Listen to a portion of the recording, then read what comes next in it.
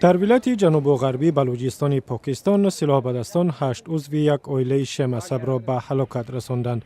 حمله در داخل اتوبوس در کنار شهر کویته به وقوع پیوست. بعداً در داخل شهر نیز ترکش به عمل آمد.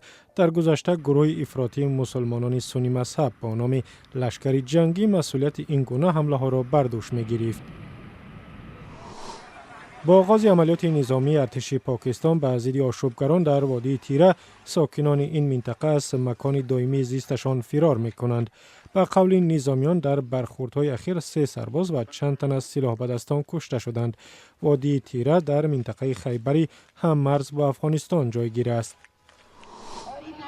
در شهر یریون ارمنستان گروه از زنان فعال در نزد بینای حکومت کشور جمع شده به ضد قبول قانون صدا بلند کردند که مهلت مرخصی و امتیازهای زنان در حالت تولد کودک را کاهش می دهد.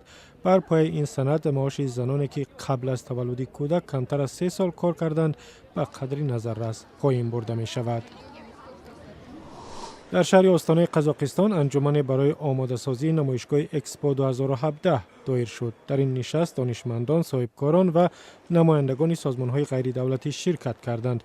پیش بینی می شود که در اکسپو 2017 تولید نیروی نوشونده و یا سبز و همچنان رشد منظم مورد توجه قرار می گیرد.